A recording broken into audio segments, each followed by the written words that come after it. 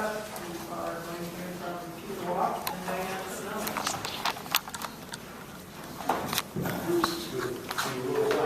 Yeah, I got it all here. All my toys off. You don't have any problems. Sorry. Borrow the hammer. Here's my books back out there real quick. Here's my little brochure. Sort of summarizes this. There's one quote in there from Lillian Baker, Carlisle Baker, who's been a legislator for 1 year. She was on the Natural Resources one session. And she described this period as when Vermont almost became a Coney Island. Well, look at a lot of scaries today. They've got roller coasters and water parks. So.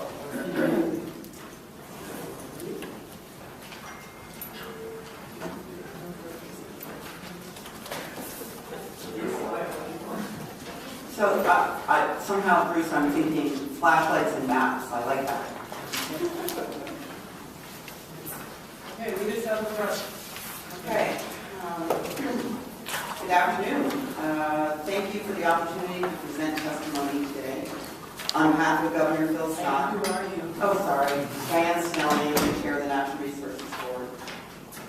On behalf of Governor Phil Scott, the Natural Resources Board, the agencies of natural resources, commerce and community development, agriculture, food and markets, and transportation, we're pleased to present a proposal for your consideration.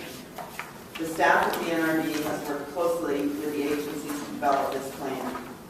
My role today is to offer a very brief overview of the proposal, and Peter Walk, Deputy Secretary of ANR, will provide more details. These ideas are a refinement of the concepts that were introduced in the Executive Branch Working Group report that we presented to the Commission last fall. We hope you will find clarity of premise and purposeful thinking that is representative of our extensive collaboration. We seek to continue a dialogue on policies that best support economic development and a clean environment. Vermonters value both. Act 250 plays an important role in creating that balance. These changes will improve opportunities to achieve the outcomes that will encourage, protect, and sustain the Vermont we love. Collectively, these ideas offer support of the traditional settlement patterns by attracting businesses to designated centers, protecting unique natural resources, addressing forest fragmentation, updating floodway protections, strengthening the presumption of A&R and other state permits, and support for rural economic development. We will be presenting some additional proposals soon from the Agency of Agriculture, Food and Markets, and the Agency of Transportation. Those changes are consistent with these proposals. Thank you.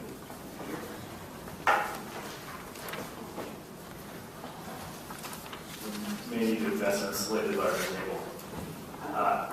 For the record, I'm Peter Walk. I'm the Deputy Secretary of the Agency of Natural Resources. Thank you to Diane for leading us off, and thank you all for inviting us here to be able to put some more meat on the bone of some ideas that we used last fall, but that really speak to what you heard today about the need to find balance between driving development where we would like to see it and protecting those areas where we want to provide greater and protection. We have a series of recommendations in here. I will say that they fall into generally into 3 categories. Recommendations that we're ready to present to you today, recommendations that you have already on your calendar for future meetings, and then a couple of recommendations that are in the works, and we will schedule some time to do in your future meetings.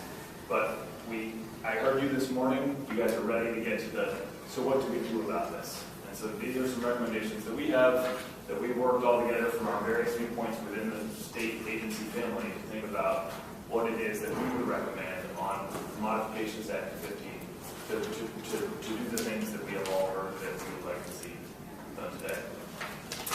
The first 3 recommendations fall into the category of driving development where we want to and providing additional protections where we want to see additional protections. The first one is really about, and it speaks to your question about some of the confusion about what does it mean to be a designated center, what does it mean in terms of Act 250 review, how do those interplay?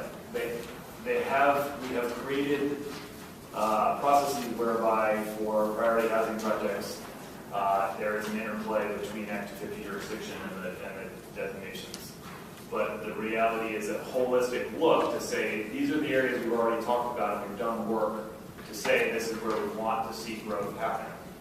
You know, whether it be cluster development or whether it be to support the population growth in an area in a growth center, that we want to say that those are the areas we've already identified. What we need to do now to get to the point where we can say that there's an effective, to create the balance, to create the right jurisdiction for Act 250 is to say, where are there gaps in what Act 250 looks at versus what a community might look at.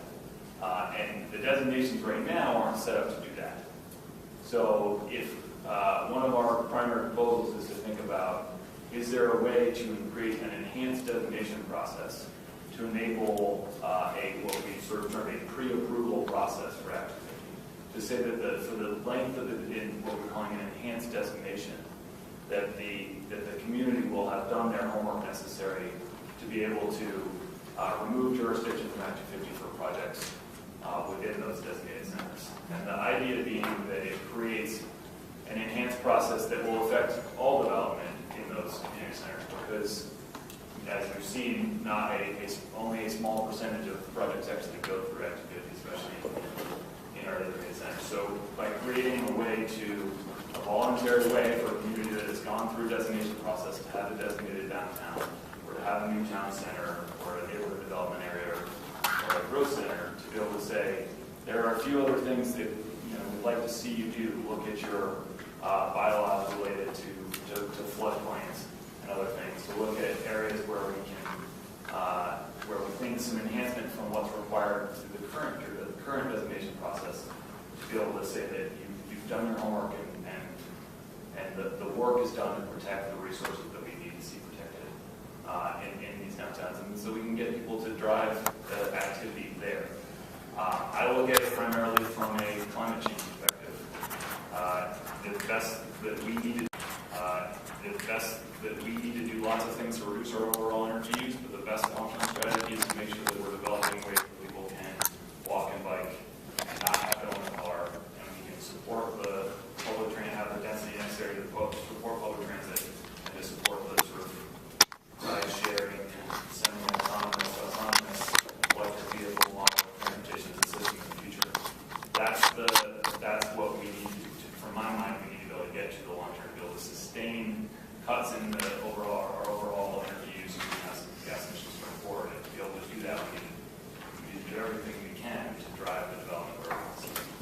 The flip side of that is that, obviously, as we've heard, there are lots of areas where there are protections that are due outside of those designated centers. And so we have a couple of recommendations as to how we would like to see that. We think you can incorporate that into your recommendations.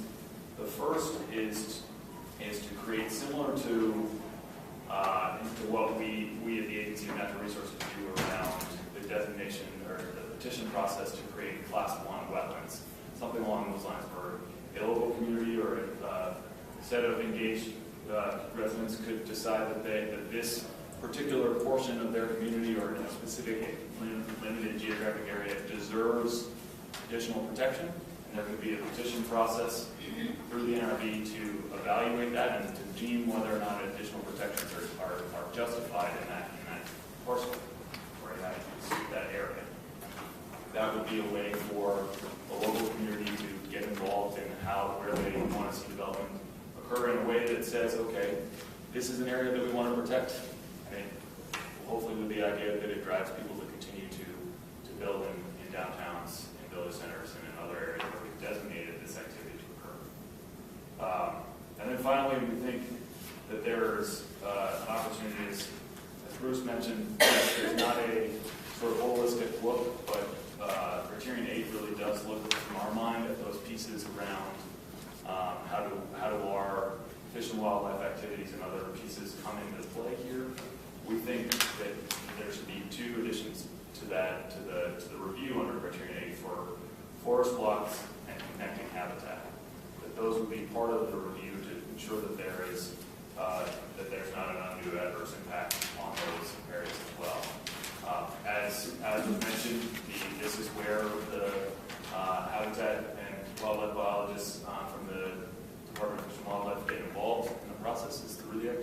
process. And so we think this is another way to make sure that we're accounting for the areas of critical importance in terms of forest blocks and connecting habitat to really make sure that we're protecting those areas that need to be protected. There's also, we've talked a lot about, and I'll get to this at a later point, you're going to hear more about it next week. There is a huge driving factor for our ability to maintain forests in perpetuity is to keep those forests in working status. Because as we go forward, if there continues to be no or little market for our wood products, people will lose the financial incentive to keep those parcels in large states. And we need that to happen to keep the things that Brian talked about from occurring, and it also drives good local economic activity. There is a report that did go out in, I think it was a couple years ago, Billy, the Act 171 report that looked at 171, right? That looked at intergenerational transfer and how do we address those issues. We during the Climate Commission work decided that was something we needed to revisit and figure out how we can incentivize, make sure those transfers can happen so people who are aging out of their land can transfer it to the next generation or can sell it to somebody who wants to keep it in a working or conserved status. That's important. If we don't figure that piece out, then we won't be able to, the development pressure will just increase on our forest lands. So those are the three within the sort of driving activity where we want it to be and protecting those areas where we need protection to need to occur. Yes. On the last point you just made, do you have ideas Or- for supporting intergenerational transfer? There's a whole list of ways to do it in terms of, a lot of it is simply providing technical support to landowners, providing, you could have somebody who provided free, estate planning services to these things. You're sort of saying the state would, NRV would, and who? Well, it's a report was driven by the Farm and Forest Viability Program at PHCP, and we played a role in that process. There could be additional resources in there to be able to be put towards that work to help landowners who want to keep their forest intact, and aren't sure how. Maybe they don't have a son or daughter is interested in maintaining it. They want to figure out how to conserve it as part of that transfer. There are options that are difficult for the average person to understand. There are lots of reports. But the big picture for those three recommendations is, if we think about this holistically, take the Montpelier area that we're all in now. We want to see more affordable housing in Montpelier. We want to see better public transit, and that all happens if we can drive economic activity here. Because as you've seen on a per acre basis, not only does it make costs of services cheaper, but it drives economic development so that we can afford to do the public infrastructure pieces that we really want to see. And then there are areas outside of the community where protection is due, so we can make sure that we have the intact forest blocks and the wildlife connectivity that we really want to see among other important pieces. So just switching gears, Councilman, I have a question. I could ask questions at the end, but you were switching gears. Go ahead. So, fine. I have two right now. Do you have information on the percentage of development within designated centers that's actually been subject to Act 250? How much, you're exempting, you're proposing to exempt everything in these centers from Act 250. How much development has that been? Has it been much of the development? I don't have any data on that because we only track what we do, not what we haven't done. I'm just saying. You would know what you had permits for, but does answer. anybody know what the percentage of overall? I think we can probably figure that out, but I don't think it really answers the question, because the bigger issue is that the cost of development in a downtown is significantly higher than a greenfield area. That is why people move to greenfield areas. It's not because they don't want to be in downtowns. And so if we can do everything that we can to make it easier to develop downtown. I understand your point. I don't want to get into an argument, but I'm just asking for the information, please. I could argue against your point, but I wasn't trying to do that. I could also argue your point for you, too. The other question I had, though, was, as I understand the proposal, the state board that does the designations will now be able to exempt areas from Act 250, areas of the state, rather than the general assembly. If there is so it's not an exemption, it's as part of an enhanced designation process, there would be a pre-approval for Act 250 in those enhanced areas. So if I could just add that, to me, to the NRB, it is extremely important that this is something the municipalities have to do the work they've already done in the designation process. They already have to go through a fairly rigorous process. This would be even more pointed at how to make all of those, in the sense of the criteria in the municipalities. So I do think it's important not to think of it as an exception, but as something that is earned. But the effect of this would be no jurisdiction. And it would be it's similar. Basically, if you achieved an enhanced designation, there would be a statutory change that would say those areas would be exempt from Act 250. So there would need to be statutory changes to Title 10 that created a new exemption for areas that went through this process. And who would decide that the enhanced designation was approved? So that we would project that again and run through the downtown board as the current, with the appropriate technical expertise of the various agencies that would be involved in that review. Are you proposing that to keep or change the current non-appeal of downtown board decisions? Is there a check? Yes. There's a check that you're proposing to. Appeals would be allowed. Thank you. Which then brings back my earlier question, is my surprise in finding out that 250 criteria is not part of the designation review. So what I think I need as a member of this commission to even consider this idea is every application ad hoc? A whole new set of criteria is designed for a designation?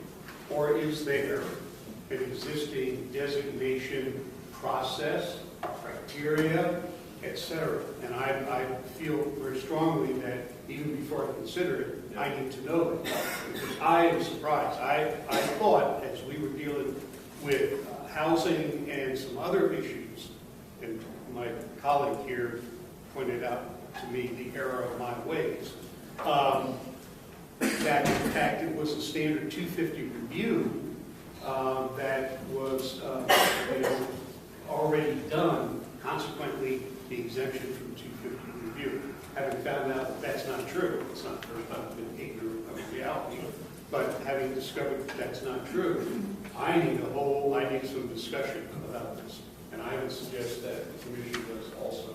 Are you asking for the specifics of what is considered in a municipal review for designation and what we're proposing would be considered as criteria for the enhanced designation?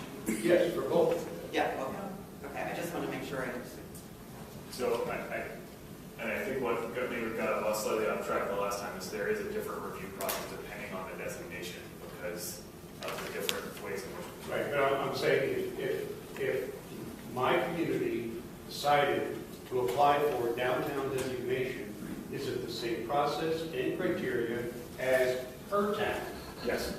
If you're applying for a downtown That isn't designation. how it seems, so I wish to explore that. By designation, it might be the same, but it depends on the type of designation. So there are. Well, no, as a member of the downtown board, the designation for downtown, the criteria are the same. They have to provide us with the same information from town to town to town. That is all the same. But is there a difference in what you're proposing here in that these would be, they would prove that they were going to meet the Act 250? So what we would say is that that essentially where is there additional work beyond what's required in the designation, since it was never thought of as a regulatory review process to say where is additional work needed. create that enhanced designation, which would then remove jurisdiction. And look more closely at bylaws. And So there's a lot in municipal bylaws that makes some of the very similar requirements. So we can definitely get that. And I think that the interesting thing is that we've been talking about sort of what's required through a downtown designation process. So the downtown designation process only looks at certain components that is asked for. But the reality is when you look at an actual town's bylaws across the board, it covers lots of the areas that Act 250 covers already, but we don't necessarily have asked for it through a downtown designation process because it's not relevant to the purposes of the designation previously. What we're saying now is let's take a fresh look at that and make sure that those coverages are there and where they're not, create enhancements so that we have all the information we need to be able to approve that community to be sufficiently covered from a regulatory perspective or an oversight perspective to provide support for the natural communities and natural resources in their communities and be able to support the development where we want it to be. And are you proposing that this new arrangement would apply to new town centers, growth centers, neighborhood development areas, village centers? Not village centers, because the process to go through for a village center is significantly reduced because of the nature of village centers. There's not enough capacity within the system to create the robustness associated with some of the other programs. But yes, As part of what's coming to us, I sure would appreciate a grid that showed me the similarity between downtowns, new towns, growth centers, and neighborhood development areas, so that I had some idea of what those criteria are. yeah, These were all individual, separate legislative initiatives. And so, like Topsy, that just grown, and we're now all of a sudden layering on a 250 exemption. So all of a sudden, it is more important for me to understand those programs.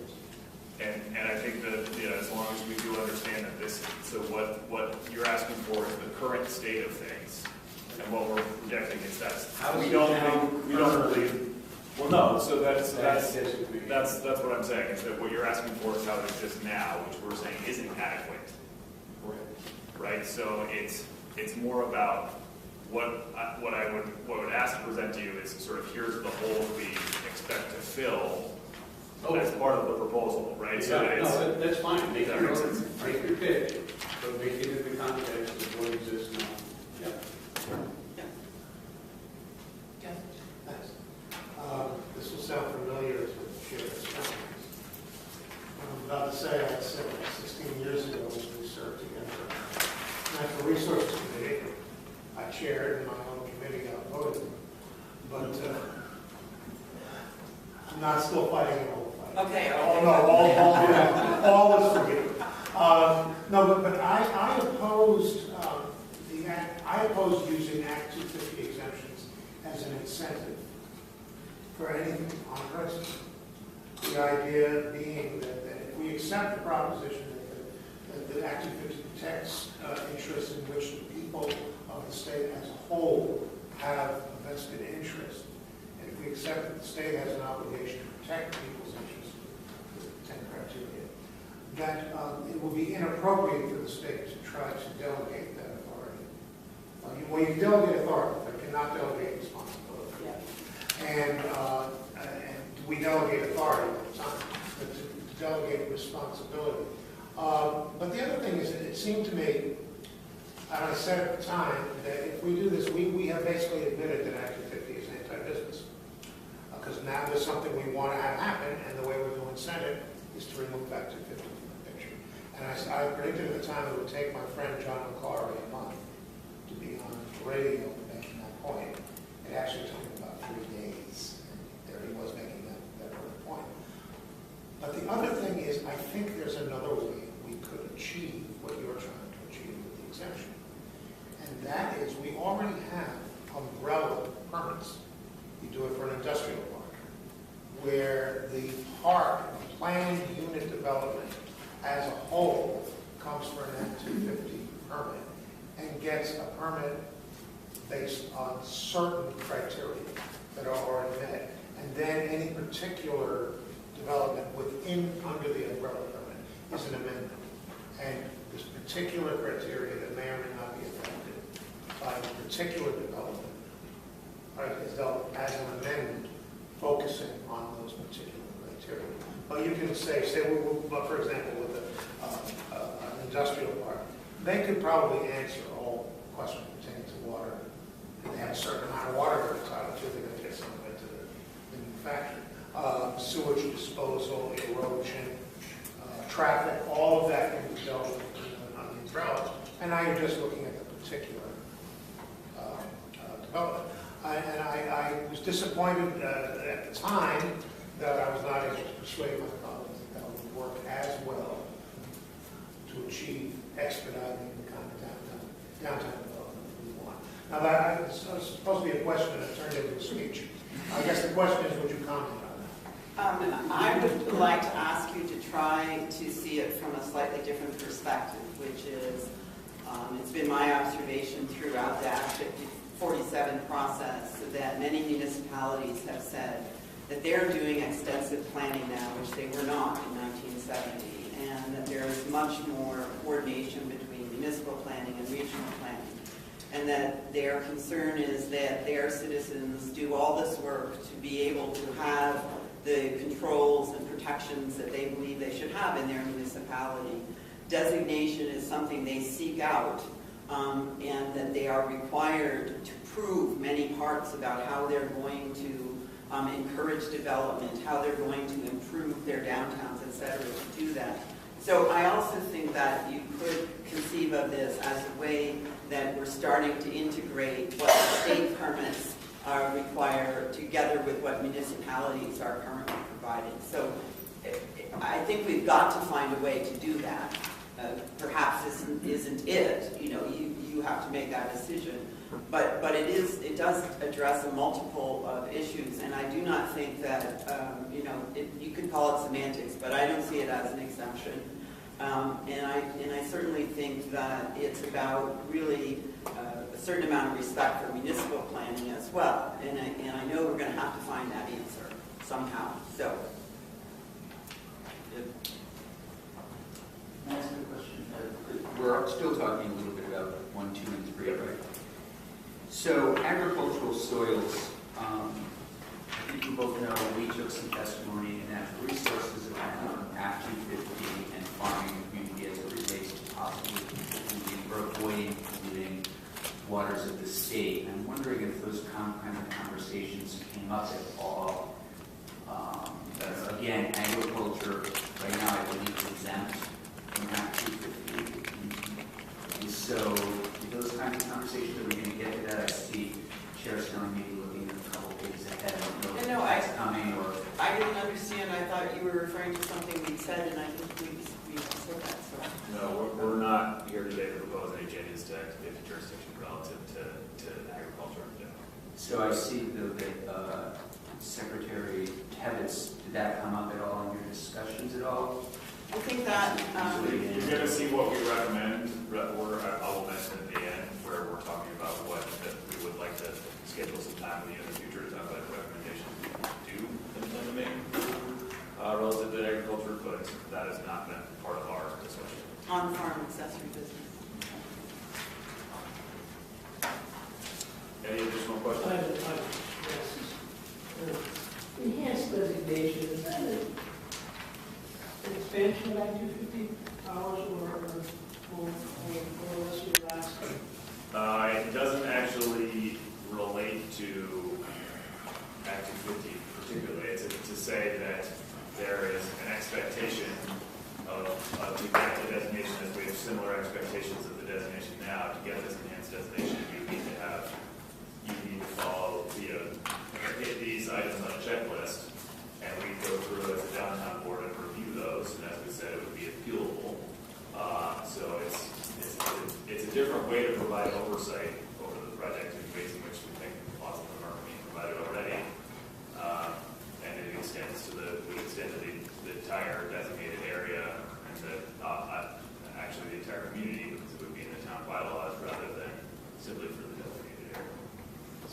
I supported it, and someone asked me if I was expanding Act 250, I would say, what? We think I don't, No, So, yeah. not on that one. So items 4 and 5 on page 2 relate to what we believe are some important updates to the interaction between different programs. As you all have heard over the past year now, there's been significant growth of agencies and departments and programs within the state government since the time of Act 250's passage. There are some things that provide some confusion between A&R programs and other state agency programs, and with Act 250, we'd like to provide some clarity. The first one has to do with Criterion 1D, which more closely aligning it to the current science and jurisdiction of A&R relative to the DC flood hazard area to report protection procedure. We think that it oftentimes is used, but the language in Criterion 1D is more plain language, and we think this is a more specific way for people to know how to work within that criteria. Number 5 is that right now, most of it, by rule, the NRB can add other state permits as rebuttable presumptions. What we are proposing to do is to make clear what those rebuttable presumptions mean in terms of what information a party to the permit would need to come forward with in order to be considered new information. As part of the work that you've asked us to do through Act 150, the DEC and A&R in general have made great strides in providing greater public participation through our online notice bulletin and other ways to make sure that the clarity around public participation in our permits is much clearer. Everybody has an opportunity to go through the process, to provide comment, to appeal those permits, to go through a judicial process as they believe needs to happen on those permits. The idea here would be to simply say that in order to bring up the substance covered in the permit, an A&R and other state agency permit, it would need to be new information that wasn't essentially reasonably available to them at the time of when the A&R permit was going, or the other state agency permit was going through the process. It is the same standard that a court uses to validate whether or not the new information can be brought forward. So if I might just clarify that by saying that currently you can appeal and use the very same information that was presented by A&R to appeal the permit, and that leads to a lot of difficult situations where, in a sense, it should be you need to present new information in order to appeal the permit, or something that is beyond the scope of what was considered in the original. So essentially saying that I'm hearing appeal versus rebuttal. Appeal, are you talking about repeal or rebuttals? rebuttals. Okay.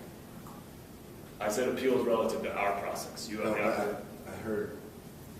Okay. So what you want to make rebutting presumptions like as if they were the same standards for appealing presumptions? No. I'm confused by the presentation. No, to me, this is a clarification of what I think is the current practice, okay, which is, I'm sorry, not current practice, but the current practice includes the ability to use the same information to rebut the permit. And this says, no, you must come up with new information in order to rebut the permit, or something that was beyond the scope of the A&R authority in the first place. Did I say that correctly? Yeah, I understand. What if you disagree about the conclusion that the information is? Well, in terms of the conclusion of our permit, Yeah. then you have every right to go through the legal process relative to our permit. So your permit's under appeal, 250 permit is not issued, correct? But usually, yeah. Because it's not a complete, right? That's not necessarily how it would work out. Okay, tell me how it necessarily would work. Well, it could work out if their permit's under appeal, but it still forms a presumption in Act 250, and Act 250 says, check, we have the permit and issues a positive finding. I mean, Act 250 could possibly decide to wait. The district commission might wait for the outcome of the appeal, and the court might actually be waiting for the outcome of the 250 case to hear the appeal and consolidate the case. No, you go first. No, you go first. I do apologize to the commission also that neither of the NRD attorneys are available today. So I'm seeking, looking around the room, trying to say, oh no, I need to verify this. So please forgive me if I'm not using exactly the right words. One of the complaints that I've heard is that A&R permits, the process there is just a totally different scale in terms of ease of public participation. And so you sort of brushed over some of the forms that I think are baked into this larger proposal, but can you just touch on that a little bit more? I mean, you're basically asking us to enhance the decisions around A&R permits, so how will the public have faith? If there are already complaints that I hear around public access to the A&R process, people have suggested that the Act 250 permit is sort of the last stop. I mean, I recognize there's appeals, but does my question make sense? It does. Before we started to work on the reforms associated with Act 150 that passed some years ago, it's essentially saying the recognition that the public participation process in the A&R permitting process wasn't transparent and consistent enough. We had multiple different kinds of permits with different comment period lengths, different ways to get information, and we're in the process of standardizing that so that people can have the real robust public participation with each one of our permits that they want to have. And so it's essentially saying we're doing our homework, we've made a lot of progress, we have great participation in the environmental notice bulletin now where you can put in your address and have the system spit out an email anytime something happens, a permit is applied for within a 10-mile radius of your house. That is a process that didn't exist before 2 years ago, and we're really working towards trying to make that as robust as possible. This is a recognition saying we've fixed what the concern was around A&R participation, and we think that therefore that our permit should be considered strong evidence of rebuttal. Thank you.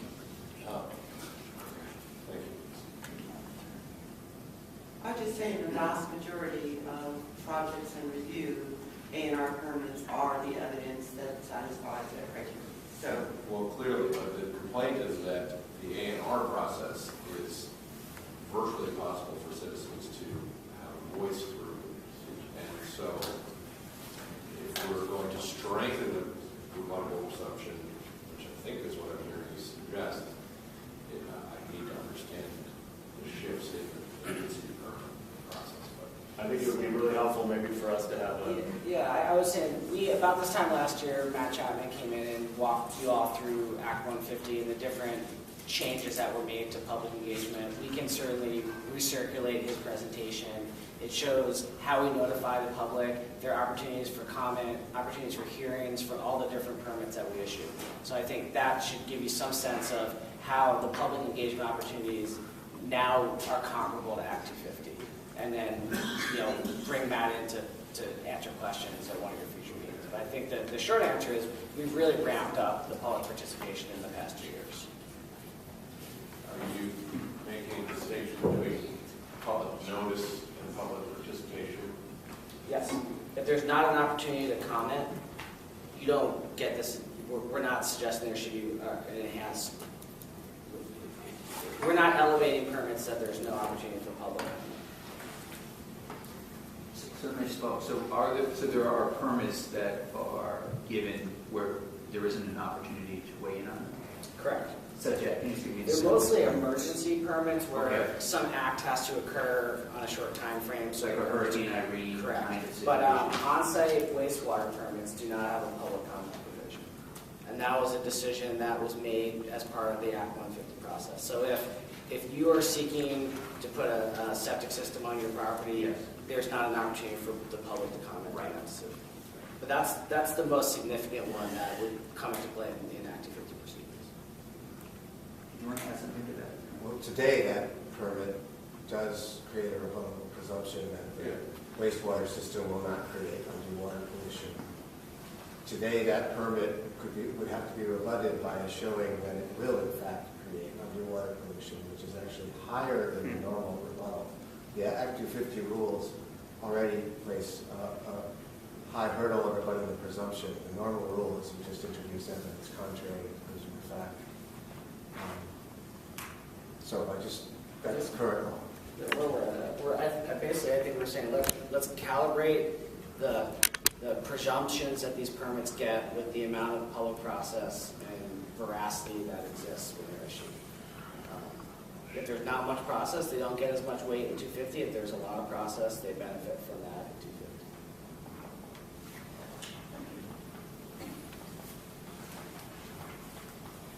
250. Interesting. That in fact the agency's position is that your permit won't issue. No, your permit will only issue with the standards in place on the date that the permit issues. And the date when the permit issues +1 is the standard for rebutting it with 250, that there's new information. New information or information that wasn't under the jurisdiction of A&R or anybody else issuing a permit that could be considered under the criteria.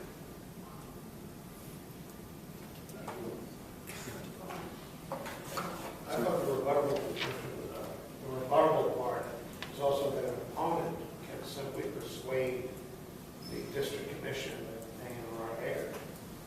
Well, I guess that's what we're trying to say is, what would you have to present as evidence? You can't simply say that A&R got it wrong. Okay, you would have to present something that's different evidence in order to make that forward. Might you just argue with A&R's logic? You argue with A&R's logic through the appeals process of the initial permit itself.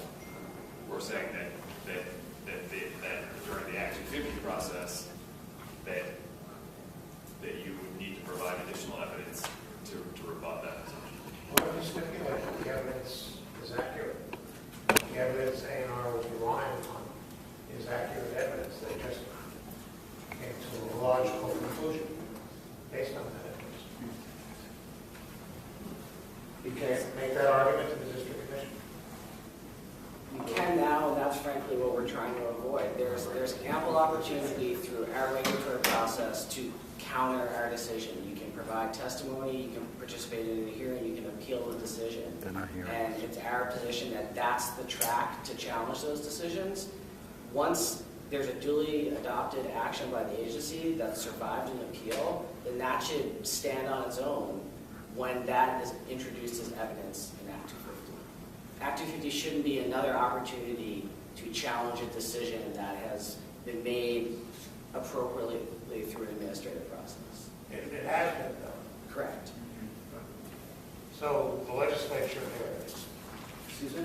The legislature erred in creating that provision? No, right now, the legislature authorizes the Natural Resources Board to create presumptions at their discretion through rule. We're just suggesting that the legislature strengthens that approach and provides more clarity to the process and more weight for these permits. We have all this written out in statutory language. We can certainly share with you all. I think the intent today was to give a high-level walkthrough of the many recommendations that Diane and Peter are talking about. But this is fairly complicated stuff. I think you'll benefit from seeing the words on paper, especially for this one. But I think all we're saying is that since 1970, these permit programs have evolved significantly. In the past 2 years, they've evolved significantly with regards to public access. and they should carry that weight into Act 250. They shouldn't start anew and be able to challenge that whole process in 250. It's just not efficient for anyone.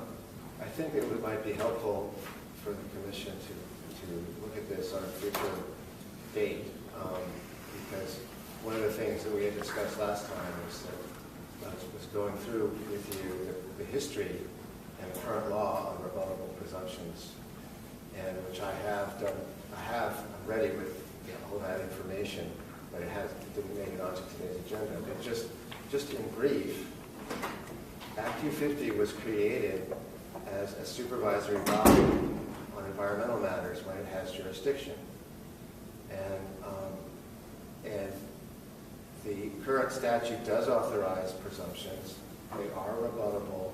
There's a high bar for rebutting it under the rules of case law. You basically have to have your own expert come in and show that it would result in undue water pollution in order to actually rebut the presumption. That's how I read the rule of case law. And so ANR gets substantial deference for its technical determinations today.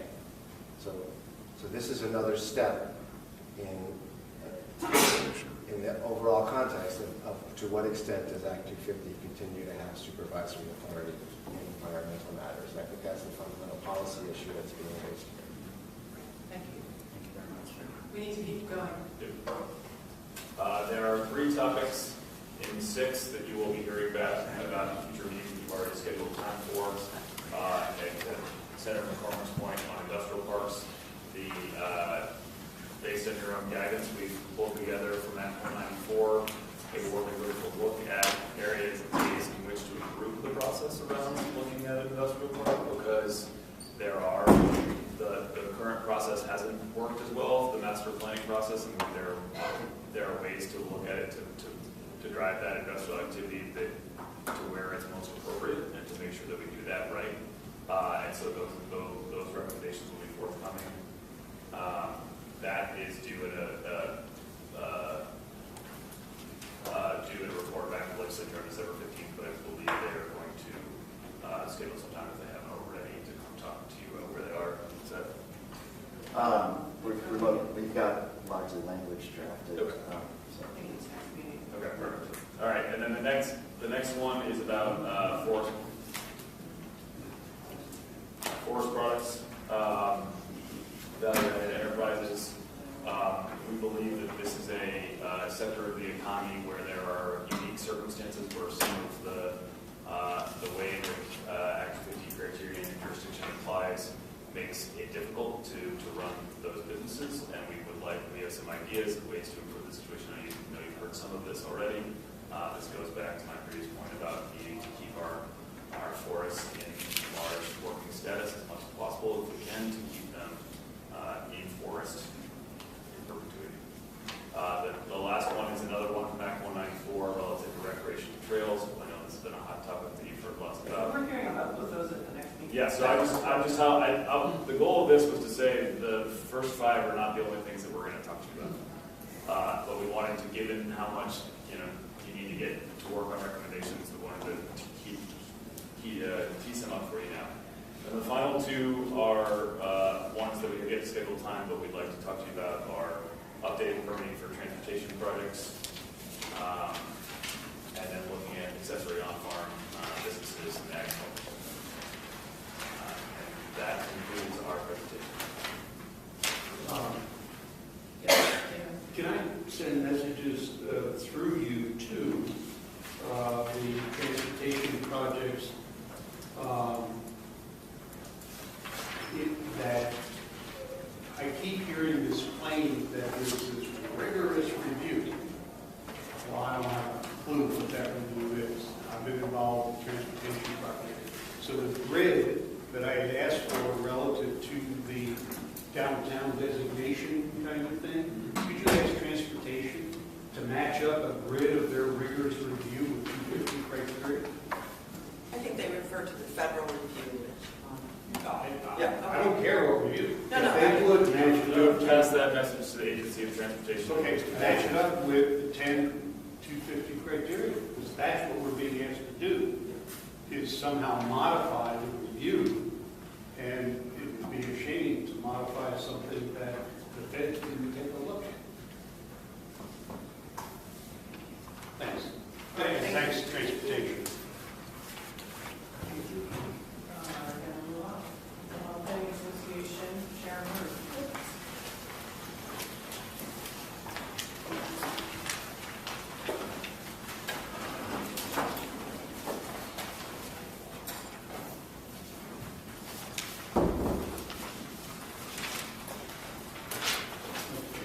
Standing up? You stand up. Everyone can stand up.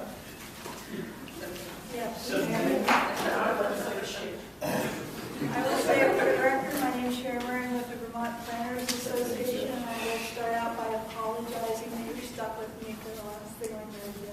Not the last thing, we have other things after you. Well, true, but I mean, in terms of wonky, I don't have a lot of cool in New Jersey, I don't have a lot of neat maps.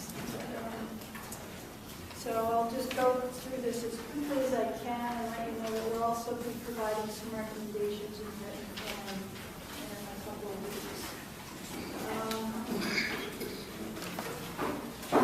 Again, we appreciated being a part of this whole process, and just very quickly, a recap, we took our role as advisors seriously. Over a year ago, we developed a working group and subcommittees around some of the issues that you have identified in Act 47 New Zealand. And they've been meeting monthly throughout the last year and a half to help out with this. Again, DPA was one of the co-sponsors of the Act 250 conference, and they take a more in-depth look at a lot of issues. We've done our own internal survey of our members, and 80% of them who responded have participated in Act 250 in one way or another. And we've just been trying to provide information and resources to the group as we come up with questions, and we're willing to continue in that capacity. I will say it was my responsibility to take the stuff from all our committees in the conference and the information we've gotten and try to consolidate it into some recommendations for you all. And I found that very challenging just in my own little world, so I understand that you've got a lot heavy lift before you. What we did do is generate a long list of ideas, and I'm happy to share that with the group. And using our survey and our subcommittees, we tried to hone that down to what I'm hoping to highlight today. In terms of some more, well, I don't want to, we're still debating whether we should even call them recommendations, but there are some recommendations, and then there are under those some options for consideration. Again, we're looking at ourselves as, here are some options for you to consider. I will say we're taking this from a planning perspective. We are planners by trade and practice. We look at Chapter 151 as a planning law, when it was, at least as originally enacted. It set the framework, the policy framework for Act 250, and also for coordinated planning at the local, regional, and state level. When you go in and look at that, that language is still there. And so it set up a set of plans that you've already talked about and we've talked about. It also, we tried to introduce this with best testimony last time around, that those plans came with maps. And the maps are what ended up being especially controversial. That's true today. John said that maps can be used for good and evil. And even at the local and regional level, defining, especially the land use map, is still the hardest thing in the planning process. Sorry. And it also defined a development review process that was tied to the policy framework that had been established. And that was Act 250 as we know it today. And I will say that was one way to implement the plan, but it wasn't the only way. It was mentioned that current use was already under discussion then. There were a lot of other environmental bills that came out in association with this. So again, we're looking at it in that context without trying to dredge up too much ancient history. We think it's pretty important because In terms of how we're looking at Act 250, that context no longer exists. So in terms of whether Act 250 is effective, we think there's still, among our group anyway, a lot of support for Act 250. We look at it as being the only way at the statewide level to really do a comprehensive and integrated review of development that takes into all those considerations that you're supposed to be looking at. Everything else is kind of a one-shot permit deal, an administrative process. It's not looking at things, well, they're look at permits in isolation, and this is a way to integrate that. So we think that's a major benefit of it. It also, in our realm, and I think Senator McCormick brought it up, it defines state interests. It's there to protect state interests. What it hasn't been so good at are the things that we've been talking about all along, things about sprawl, settlement patterns, resource fragmentation, a bunch of different other types of impacts that mainly come in under those last criteria, 8, 9, and 10, which deal more with land use and development patterns, not so much with specific environmental impacts. So some of us have characterized this as Act 250 as it exists today has kind of become our little state environmental impact assessment. It's not really doing a comprehensive review it was intended to do initially with some of these other criteria. So our recommendation starting out is that it's a very basic one, that we integrate state land use policy and development policy back into Act 250. Again, it's no longer mentioned anywhere in the statute except under criteria 9L, which we added back in when 9L was redrafted a couple of years ago. So that whole concept of having compact settlements surrounded by rural countryside and all the other things in the legislative findings that Aaron has presented really don't inform Act 250 anymore because they're not referenced, they're not used. So we're recommending that the capability and development plan is still on the books, that we revive it, and that we tie that to state land use policies that exist today, not as it exists back in 1870. There's a reference under the capability and development plan to Title 24 to the state land use and development goals. It says they may be considered. It might be as simple as changing that to a shall. In terms of, again, reestablishing a statewide capability and development plan. And part of that, we would also, When you're talking about reinstituting it, I mean, how would it be considered in the procedure? Would it be there for interpretation? Would it for a separate criteria? well, I was going to say, I've heard frequently throughout my career that, especially in the last, I would say, 10 years, not so much when I started out as a planner, that plans are aspirational. I would say, having spent 30 years in planning, that they're not supposed, the goals of a plan are aspirational. The policies, the objectives, the strategies are supposed to be much more strategic and provide guidance. And I think that was the intent of the capability and development plan, to provide the guidance that would be used to interpret the criteria, to provide the maps that would provide indication of where development should go and shouldn't go in relation to what are critical state assets. So we would suggest bringing back the plan and including those policies that either exist now or even updated to include some more recent concerns like climate change, and also clearly defining state interest on maps. I'm not talking about bringing a land use map back, but again, in this process now under 248, we define constraints. We define where preferred locations for solar are. We're suggesting that we can do the similar process in terms of planning and mapping for Act 250. Maps are already used in this context, but they're uncoordinated. We have floodplain maps, we have river border maps. But again, if you go back to the capability development plan maps that Beth was talking about, they combine all these things. They make it clear what the state interests are and where they're generally located. They give an indication that there are some resources here that the state wants to protect. They draw lines, and that's the hardest part, drawing those lines on the map. With regard to the Act 250 criteria, they're clearly criteria that were intended to be discretionary. They're not prescriptive. They don't function like zoning.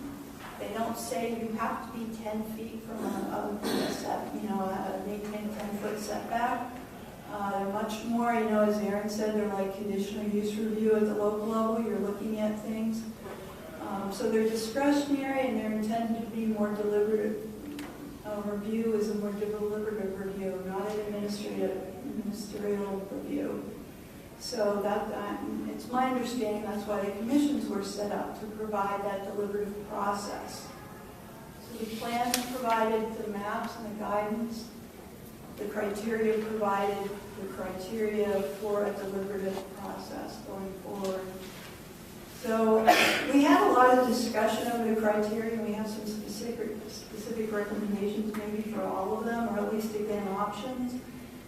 But in terms of some of the things you've been considering, we do think, one, that there's a lot of hesitancy even among the planning community for messing with the criteria because of the politics and processes we've been through on that before. We understand the reluctance to open them up. But that said, we do think they could use a facelift and some cleaning up. And especially to conform, and I think what A&R already said this, the new state rules. Again, if you adopt new state policies, you might want to make sure that the criteria are consistent with those. But in terms of climate change, we had a lot of discussion internally. We don't honestly think that you need a new climate change criteria, but there are ways to address that and a lot of the other emerging issues that have been discussed within the existing criteria, and not even necessarily by changing them in statute, but providing that guidance in advance on how you interpret them. Again, that kind of guidance is currently missing. We relied on, it was initially envisioned to provide a lot of guidance up front in terms of the policies and the maps and some of the other things the state planning office was doing.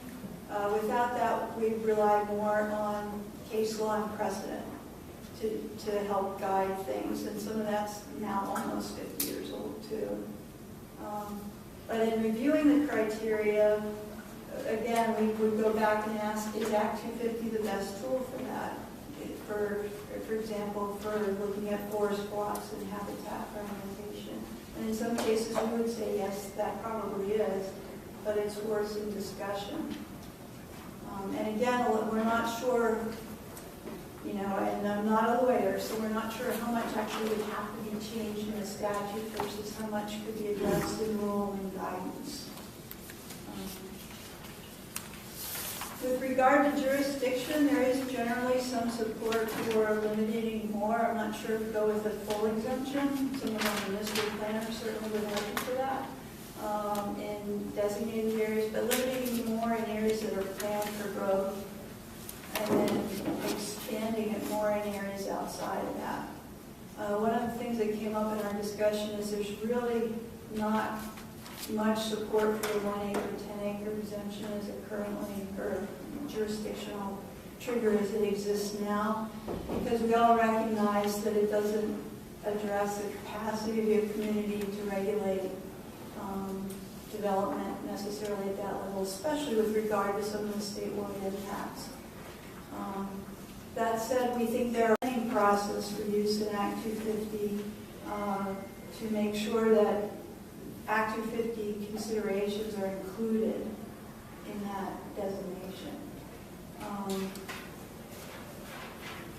And one thing we would suggest, and this is sort of consistent with what A&R was talking about in terms of enhanced designation, is maybe even going beyond that to what some other states have done in terms of defining development tiers. And the example that was brought up in our conference was Maryland. They regulate subdivision and development in part within 4 tiers. The first tier is defined, and these are mapped locally, but there is a default. If a community decides not to go through the mapping, or the county at that level doesn't go through the mapping, there is a default at the state level. So the first tier is where there's limited jurisdiction, that subdivisions and development are allowed. They're defined mainly by existing water and sewer areas. They're there to support infill development in those areas where the infrastructure already exists. The second tier are planned areas around those where it's intended and the infrastructure is being built to support densities that also exist within existing settlements. The fourth tier, and this is one that you may be interested in, is an area where major subdivisions are not allowed except under exemption. In Maryland, those include everything that's already conserved, public land, state lands, land under easement. It also includes working blocks of forest and farmland. Again, it doesn't mean that you can't completely not develop in those areas, but it's looked at much more carefully in how it's done. And then there's kind of a default third tier, which is actually intended to be pretty limited, but it's where there aren't any state interests. There's no water or sewer capacity, so there is some development anticipated there, but it's all going to be served by on-site systems. And again, there should be guidance around how that's done. But it's not development that would fragment all the resources that the state's interested in protecting. So there is a process in place, again, to do that from the bottom up for communities and counties to define these tiers based on guidance provided by their state planning office. And then they're reviewed and approved. And that's something along those lines could be used to clarify Act 250 jurisdiction in this context, the level of review that occurs in each of those areas. Exemptions, there was a lot of discussion around this too, mainly that there's no test to show that they actually serve a public purpose. And I think Representative Dean, you brought that up in terms of extending exemptions. Some of them are just there for political reasons, I think. So we would suggest that they be reviewed against a test, whether they have a public purpose and whether the impacts are being addressed, as you've noted, at the local level, if they're adequately addressed there, or if they're adequately addressed through other state agency permitting.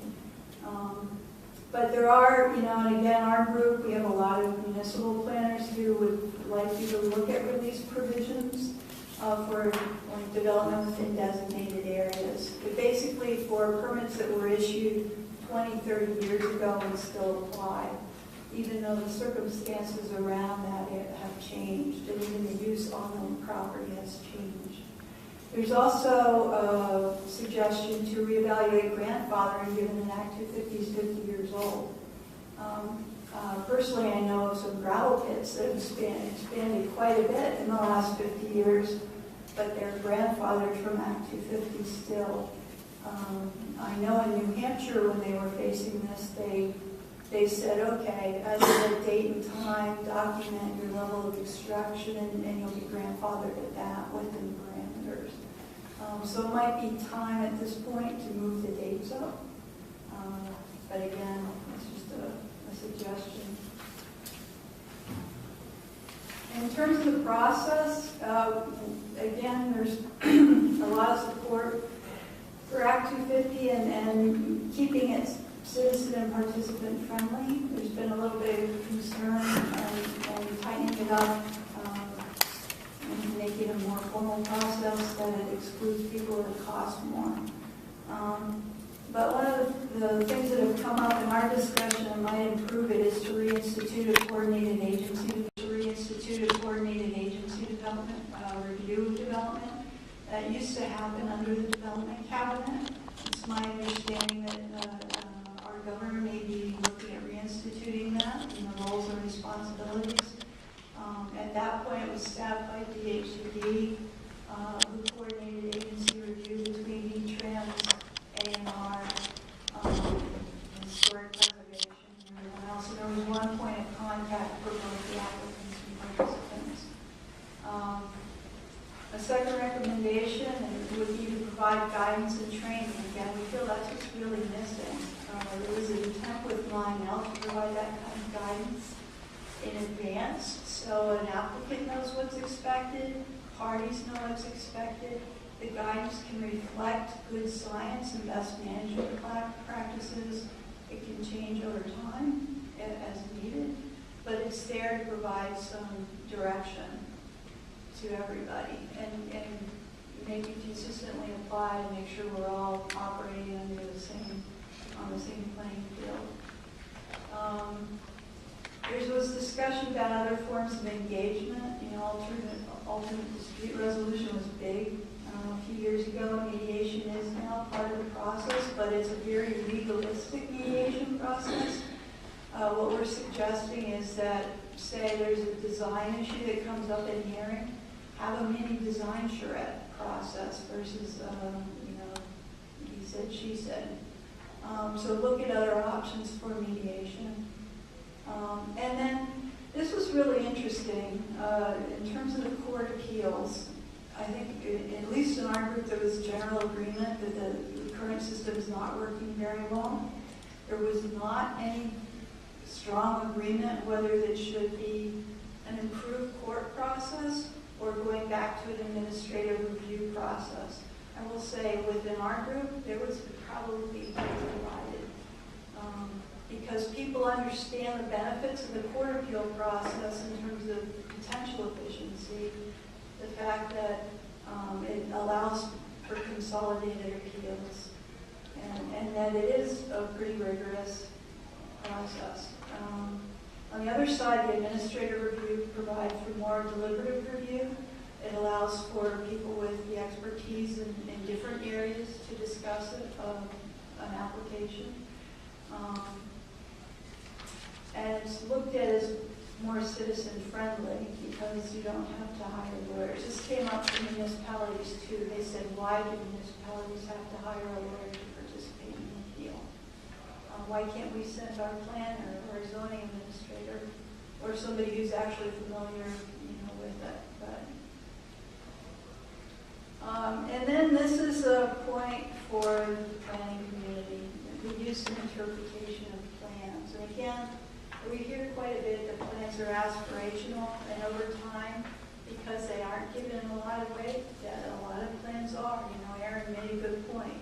Protect scenic beauty. What does that mean in a legal context or in a regulatory context? It doesn't mean much of anything. Looking at other states, and most states where plans are used in a regulatory or reference, there's some sort of independent review and approval of the plan for use in that. And again, that's something that's sort of been instituted now under 248 with enhanced energy plans, which is a certification process. And we currently do that under Act 200. Regions review local plans to make sure they meet state goals and policies.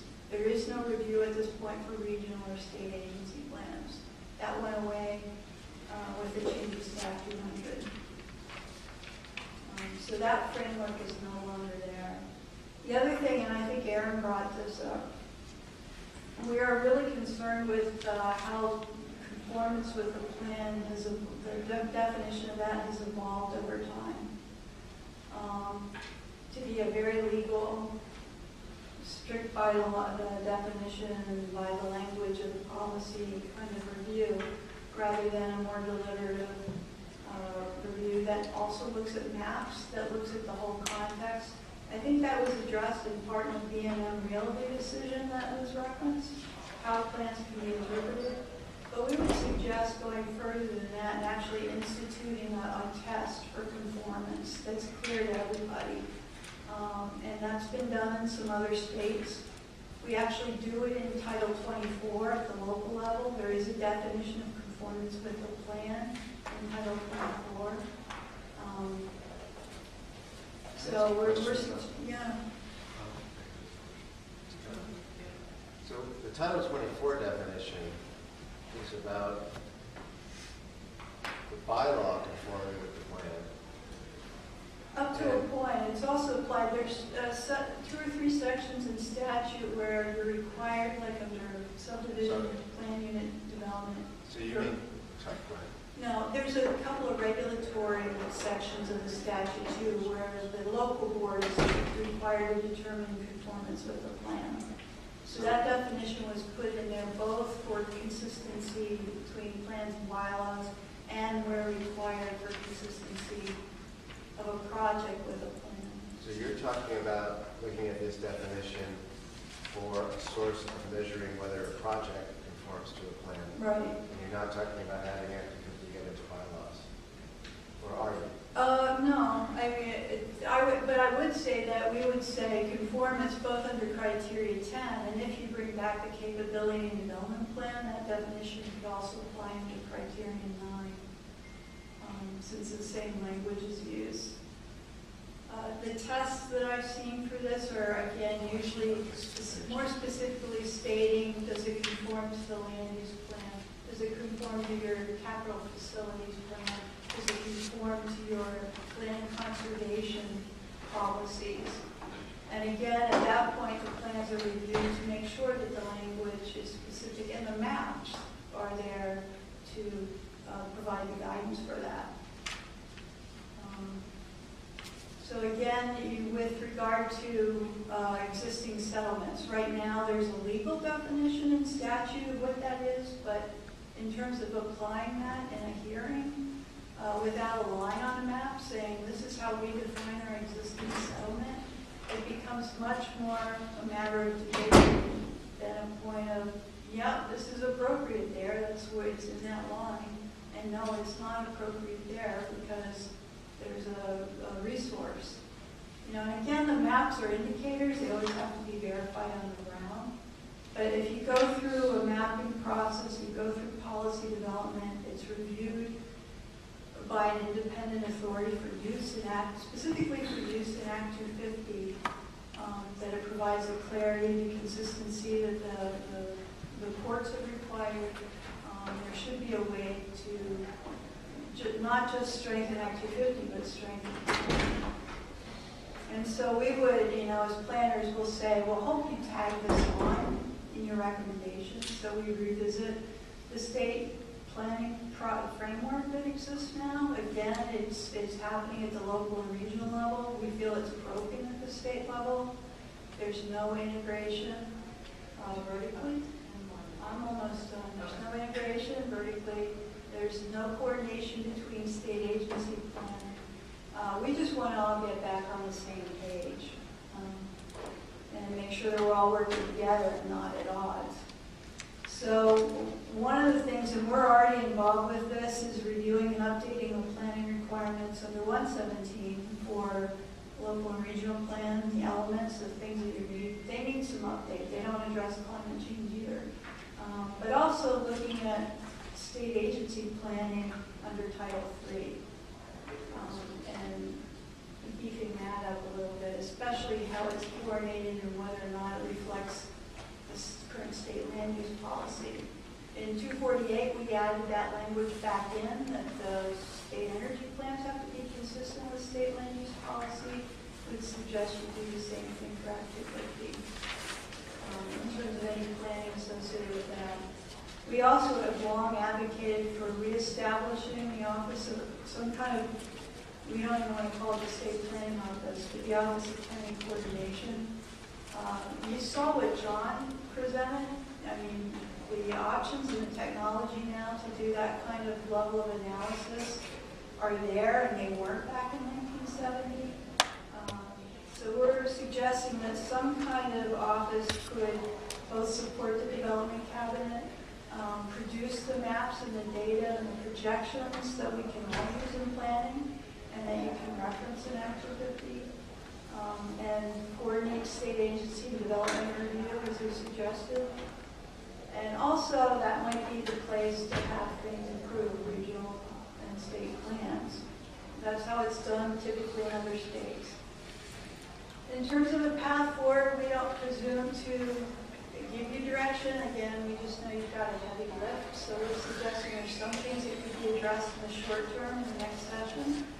And they're listed here. I won't go through them point by point. But we're also suggesting that some of this is going to require a lot more thought and discussion. So we would suggest creating an interagency task force similar to what was done for the Renewable Energy Siting Task Force. It was an actual working group that worked through a lot of these issues. So if there's anything you feel that you can't get to that is important and left out, you suggest. I hate saying kick the can down the road, but a lot of this is, there's a lot of stuff out there, a lot to digest. So our recommendation would be to keep the initiative going that you've started because it's well worth your effort. Ask one question, Madam Chair. This might be a discussion. I was intrigued that you feel as though, I think you said it, you didn't see any opportunity or anywhere in the language or as we move forward to address the issue of climate change directly in Act 250. And I guess this might be something that we need to take testimony on, but it seems to me that if we could, and I'd just be curious, is there a way for us to look at how projects might impact greenhouse gas emissions in any way through Act 250?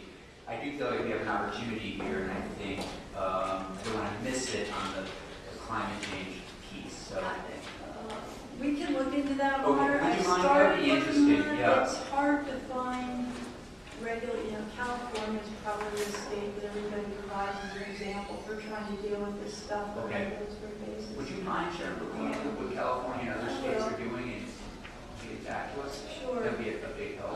If it's okay with the chair. But I think in our discussions too, some of the criteria already lend themselves, like there's headwaters provisions that aren't even really looked at anymore under criterion 1. Okay, right. They're integrating considerations from the hazard mitigation planning that the state's doing. I guess maybe what I was thinking is we're talking about giving, maybe incentives isn't the right word, but for downtown designations and things like that. So how are new buildings heating themselves? How are, again, what sorts of things are being done or not being done as it relates to greenhouse gas emissions? And is there any role in Act 250 for that kind of thing? Because we don't want to be building, again, we want to be smart growth, good buildings, and be thinking about the impact on the climate. So as much as you could give that some thought. There are, in the planning world, there's also criteria for how you lay out a subdivision to maximize your solar access. We don't have solar easement provisions in Vermont that you might want to consider. Again, if you have critical state interests mapped, having those areas that have been defined for renewable energy infrastructure could be on that map. And so you're saying, well, now this is proposed for subdivision, but it's been identified elsewhere for renewable energy. So. And maybe you can expand it beyond the United States or into Europe a little bit, just to see. Thank you. I'll try. All right, thank you. And I'll look also, maybe we can just compare notes. Great. Any other questions for Sharon? Thank you so much. Why wouldn't you call it the state plan? Because I actually think it's partly political. Having lived through some of No, I those said he's problems. Colombo. You thought you were all done. It's probably But in terms of coordinating, I think there's definitely something missing at that level. And that's what it ended up being called in the end before it actually All right, so actually to avoid what I did last time, I want to just see if there are any members of the public who are wanting to testify before we adjourn. Oh, there's one right there. I know, I'm just saying, I'm adjourn before asking you this question. That's so exciting. So I want to make sure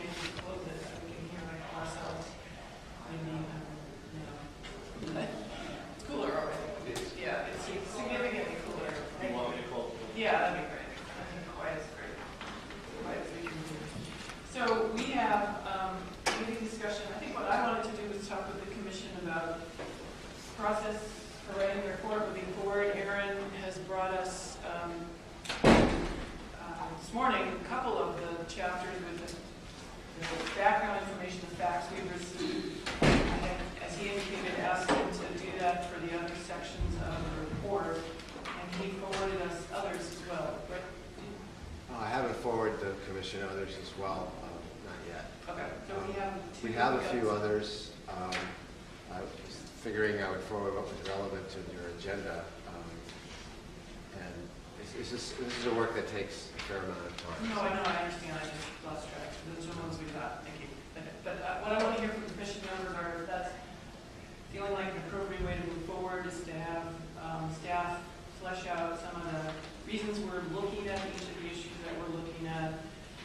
And then I'm imagining we're taking testimony from our advisors on their recommendations.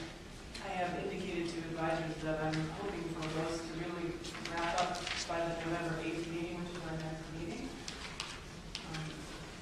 And then we would start going through all the information we've gathered, reviewing each section.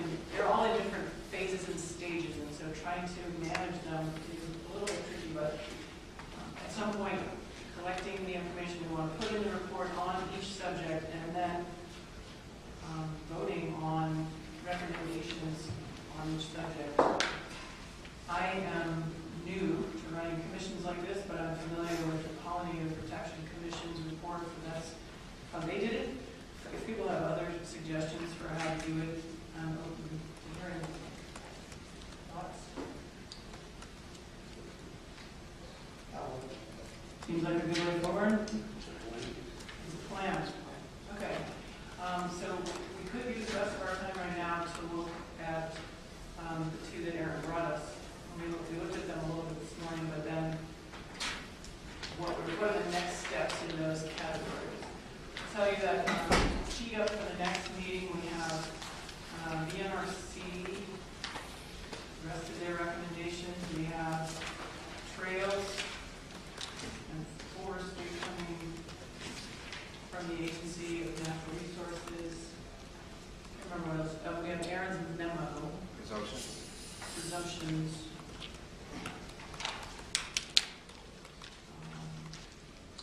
So which documents are you working from now? Right now, I skipped over back to what's happening, what we're teed up to do next time. Sorry, it's all that to the agenda. So then, and then we're going to look at Forestry,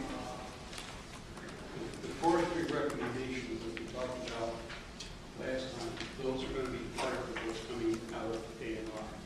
Yeah, That's that's Is that correct? So we're not looking to FDR, you know, well, I've asked Michael Part of ANR, yes. and Sam agreed to come next meeting to present their specific suggestions as part of that.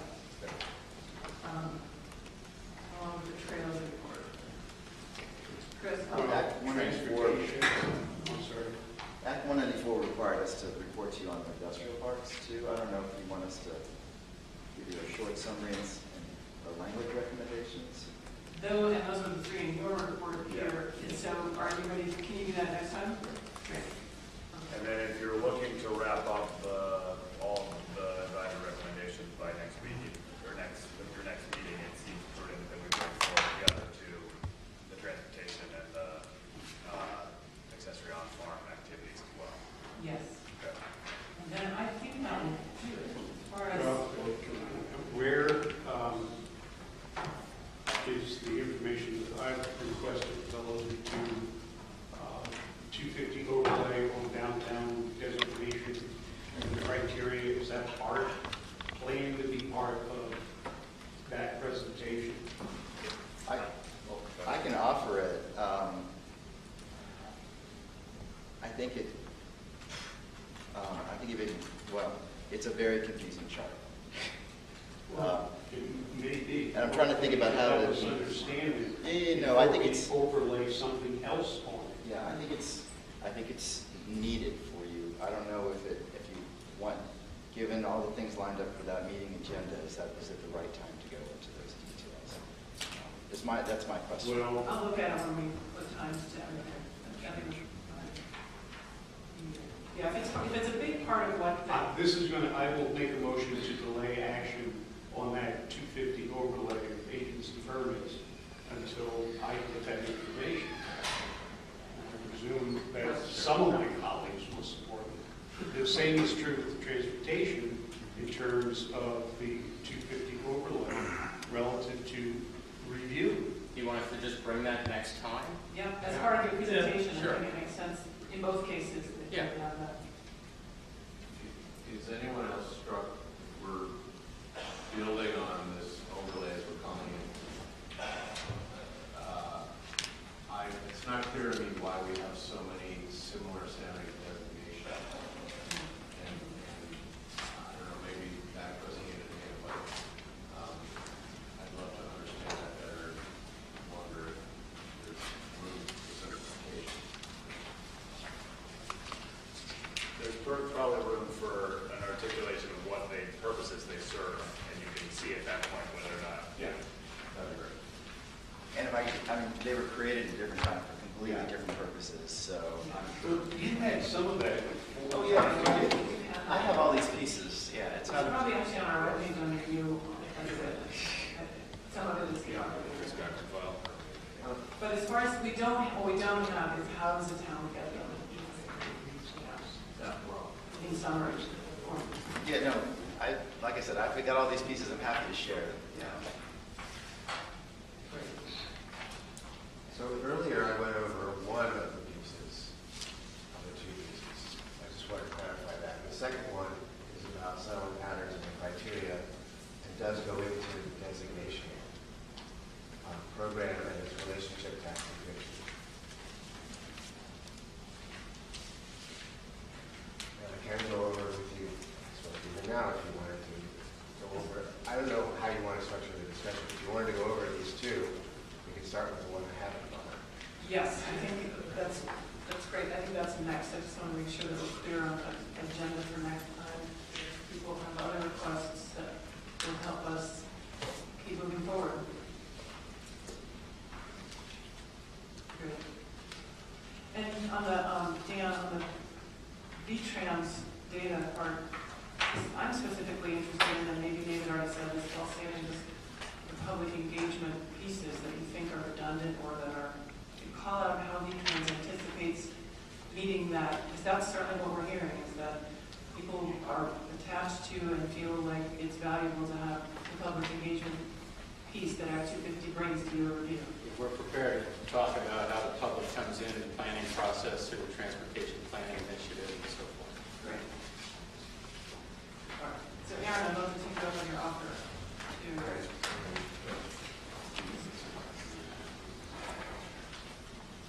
Yeah.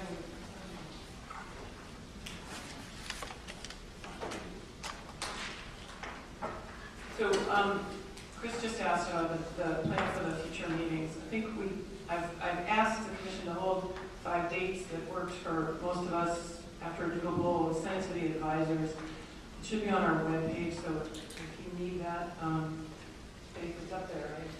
The dates? I don't think the dates. Oh, okay, so They will be emailed out. oh, they were emailed out, so. Yeah, I- they were emailed. Yeah, I am also. Yeah, okay. No, I understand you're busy, but we have a huge charge. You're not able to be all. No, there's, the meeting's coming up, we don't have all 6 of us at all of them. So David will be calling in for the ones in November. And may I ask, if there is, I think there's one that I cannot make, which I think is the next one. Is it possible to call in for that? It's just that I'm not available for, I finish at 10 and I would be out here until 12. That'd be great. Okay, that would be great. Yeah, that'd be fabulous. And I am here for the next one, but it's close ahead. Faith, do you mind arranging that for me? No, I will. That'd be great. Thank you so much. All right, so remind us what we're looking at so that we can find it in our file. Okay, it's a document that has a title, Settlement Patterns and the Criteria. It actually starts with page 10. This is an excerpt from the report on building from the outline. So this specific charge from Act 47 was about whether the criteria support development in areas designated under Chapter preserve rural areas, farms, and forests outside those criteria, outside those areas, excuse me. This charge focused on the criteria. Earlier today, Brian Shoup in his presentation did also point to other parts of the issues that I grouped in the outline under jurisdiction, which relate to things like whether Act 250 promotes compact centers of mixed use and residential development surrounded by rural lands, and whether Act 50 applies to the type and scale of development that provides adequate protection for important natural resources. So those, you won't see those in this document, but the information that I'm going through is also relevant to those questions. So this question is focused on the criteria, but jurisdiction is also an issue with settlement patterns. Could you give me the title again? Settlement patterns and the criteria is on the top. Are you looking on the website to click on the document? Yeah. Okay, let's see. The draft report excerpt, supporting development in designated centers. Thank you. I've got so many tabs open, I can't find one. There we go. So, this goes through a lot, some of the things you've already heard, but Vermont statute and policy try to maintain a pattern of compact village urban centers surrounded by countryside because that pattern contributes to the character of the state, and it has, or it's believed to have, economic and environmental benefits when contrasted with development scattered across the landscape. And this cited some figures from DHCD's presentation from October about annual cost to the towns that provide services in the downtown in contrast to rural and suburban areas, and also the transportation facts that were discussed this morning, the median household vehicle miles decrease for residents of designated downtowns and those living in that area, drawing the inference that promoting the settlement pattern avoids fossil fuel emissions such as greenhouse gases. You got more information on this today, so this may need to undergo some revision. This then cites the fact that this has been an issue for a long time in Vermont, that the 1973 Capability Development Plan included findings that are relevant to the issue. We went over those this morning. And Act 200, General Assembly adopted a goal for regional and municipal planning to support Vermont's historic settlement pattern. And then as subsequently amended, the goal includes encouraging intensive residential development in areas related to community centers, discouraging strip development along highways, and encouraging economic growth in existing village and urban centers and designated growth centers. So this is a goal that applies to regional planning, and it also, municipalities may plan to meet these goals, and if they want to get confirmed by the regional planning commissions, they do have to plan to be consistent with these goals. Then this goes into the state designation program. 1998, this was first adopted by the General Assembly, and as Mr. Cochran and others indicated, it has expanded over the years. It states a purpose to support historic downtowns and villages through the designation process and to encourage a large percentage of future growth in designated growth centers. Goes through a general description. You've got downtown designations that you have today: downtowns, village centers, new town centers, growth centers, and neighborhood development areas. The program tries to provide incentives and align the policies and give Vermont communities the technical assistance needed to result in development in compact designated areas. And program incentives could include tax credits for historic building, rehabilitations and code improvements, permitting benefits for new housing, and funding for transportation improvements, and priority consideration for state grant programs. So to obtain designations under this program, the municipal planning process for the relevant town has to be confirmed by the Regional Planning Commission as consistent with the planning goals of Section 4302 of General Planning Code, which includes the goal that I mentioned earlier. So I believe this, from my reading, this particular requirement applies to all of the designations, that the regional planning commission has to confirm the town's planning process as consistent with the goals of state statute for regional municipal planning. Earlier, you were talking about the extent to which Act 250 criteria may be included in that process. I'm not telling you that those are included. I'm telling you that this is about the goals for municipal planning have to be consistent. Yes, sir. Confirmed and approved, they say, I see you use confirmed, is that? I think it probably in practice is the same. The word in the statute, I believe, is confirmed, so I was thinking of what the statute says.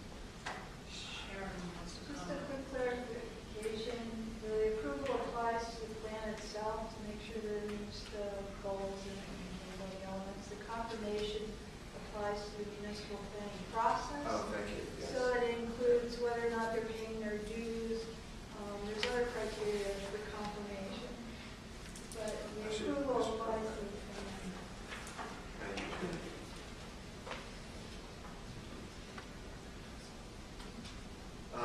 And so,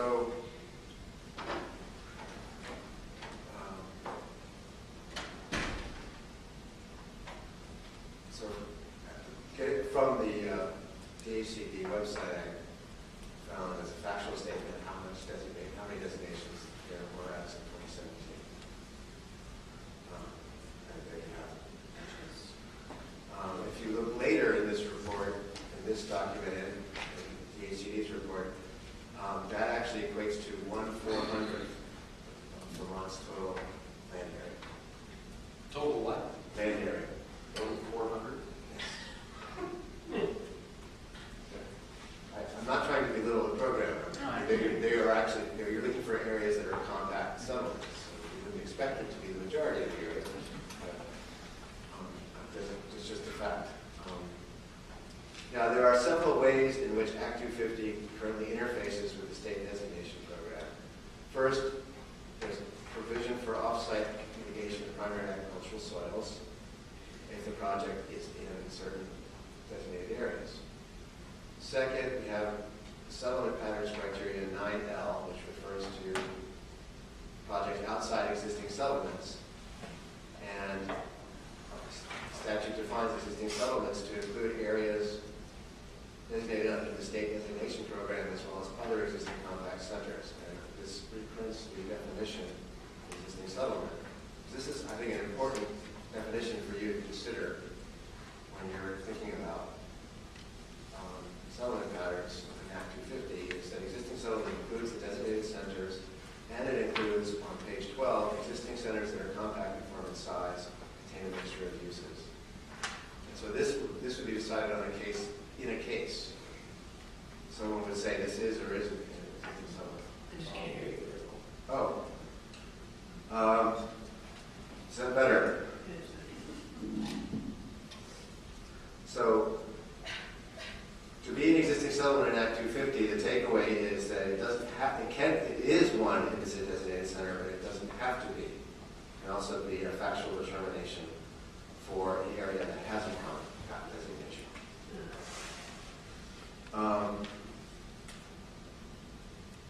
Also, Act 250 projects that are not physically contiguous to an existing settlement have to meet the criterion on cost of scattered development, which requires the applicant to show direct and indirect public costs don't outweigh public benefits. You also have that development in designated downtown districts, a subject that might need an Act 250 permit as an alternative. They can get findings of fact and conclusions of law in lieu of that permit using an expedited process that does not require an application fee. Part of what the legislature did when it enacted that was to reduce the cost of the development in downtown by avoiding the application fee. And that was my understanding, part of it was being attempted. Currently, a municipality can get findings of fact and conclusions of law under Act 250 from the Natural Resources Board for a designated growth center. So the municipality can go to the state board, get a designated growth center, and then go to Act 250 and ask for findings of fact and conclusions of law for the area.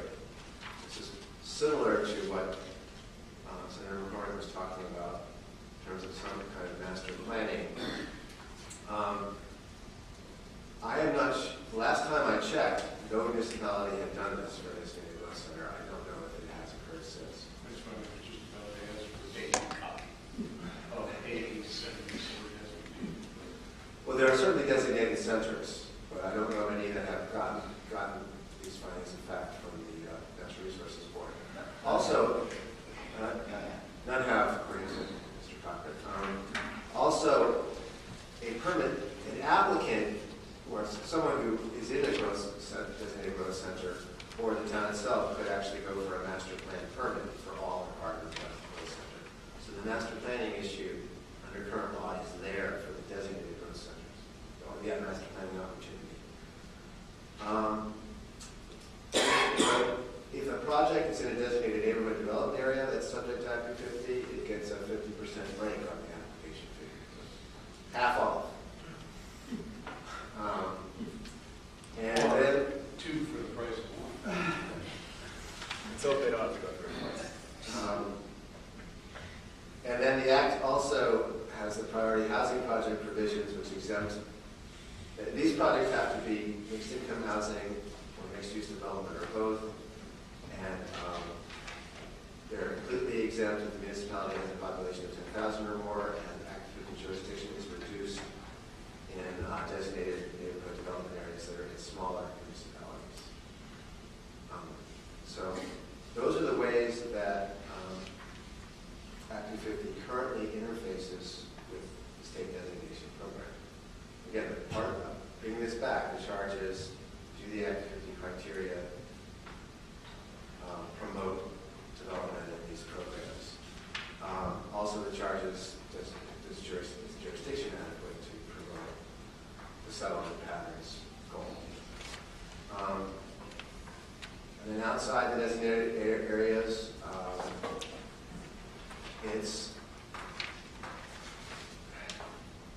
part of this question is how does that activate this ability to, through the criteria, to preserve farms, forests, rural areas outside designated areas? Well, I had a hard time getting, I guess, my head around facts that would help look at that. But one fact is the designated areas are 1/400 of the total area of Vermont. So obviously there's a lot of Vermont that isn't in them. You have a map that the NRD provided, and it's entitled Act 250 Permit Jurisdiction. And I don't know how well it's going to show here. It's very small. I hope that you can see that. But you can see, oh, good. I mean, you can see from that map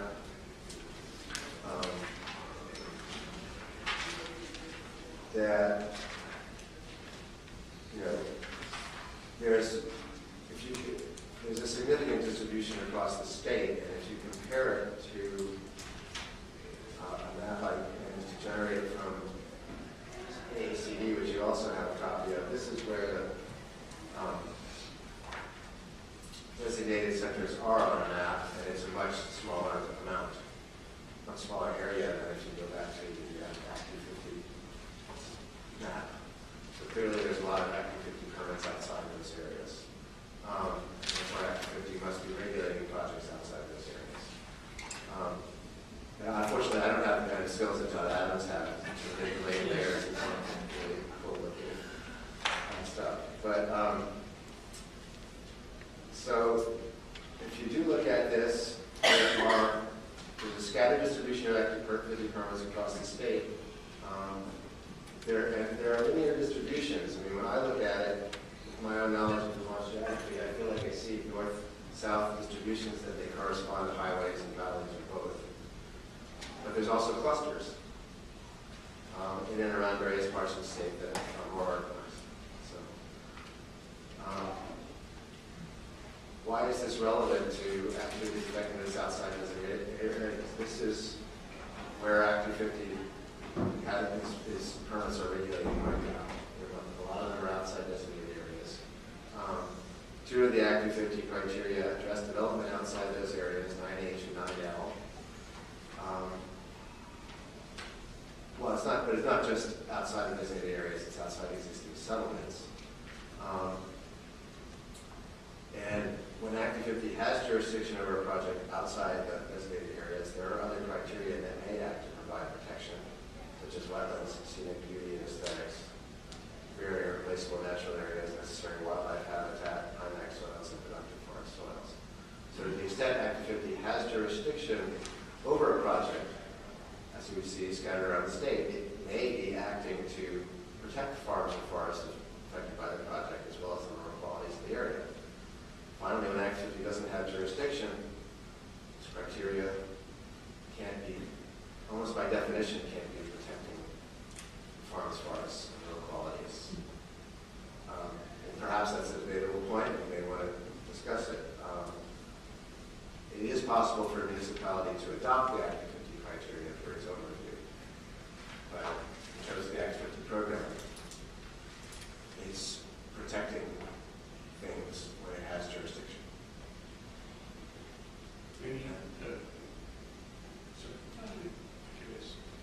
Any municipalities, have they adopted 250 criteria as part of their bylaw structure? I don't know how they implement them, but I know when we were working on changes 117 to incorporate Act 250 in local review, I think Millbury was using them.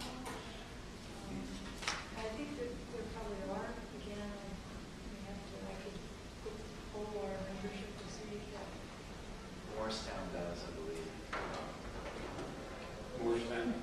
Yeah. There are also a few communities that do local Act 250 review, which is specific to criteria. Oh, that's what Morristown does. There are 6, 7, and 10. So they go through the whole process. They to review projects under that criteria, those criteria locally, and then they get rebuttable presumptions.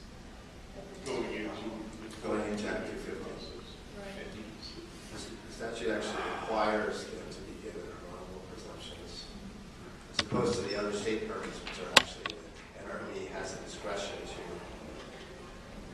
do rules on this. The statute says if a municipality has adopted the local Act 50 review, those determinations have to be reviewed. Those determinations get presumptions of compliance. They are rebuttable.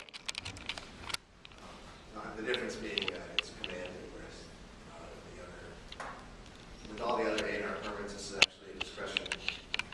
NRB has discretion to make a presumption by rule, or even to change the rule and take the permit down. And just quickly, that in our discussion, one of the in terms of the designations, one option might be to expand local Act 250 review in those areas to include more criteria. We also tried to figure out why so few communities have adopted local Act 250 review, and the feedback we've gotten to date is that it's, one, they weren't aware of it. Two, if they were, it required too much work at the local level for the benefit, and it was sort of a cost benefit. Like going through adopting on-record review and procedures of the Administrative Procedures Act and all that kind of stuff wasn't worth it for just getting some say on the criteria.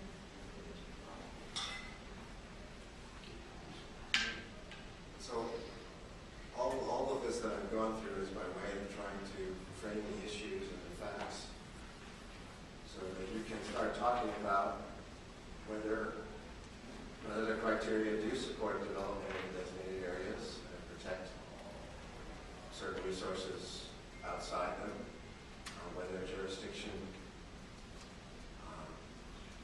supports compact centers surrounded by rural countryside. I don't know if that's a discussion you want to have right now, but that's what this was leading up to. Clarify the distinction between the two. Criteria versus jurisdiction. If you look at, I guess one way to put it is, if you look at what I presented to you, there's a fair bit in the statute today on the interface between designated programs and Act 250. A lot of it does have to do with the criteria. Mitigating primary agricultural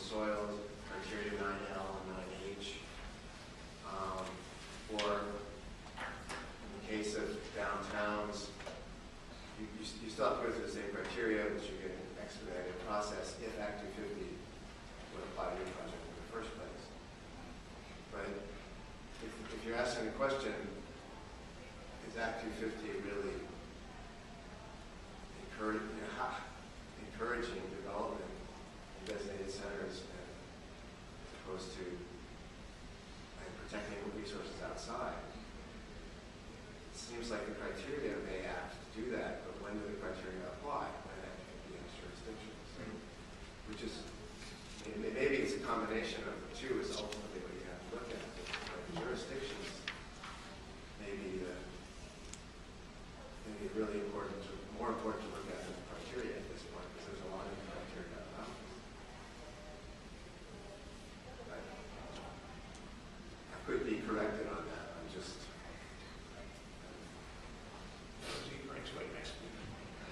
Yeah, I'm not today, but I am kind of wondering, can you take it one step further and kind of talk about why not?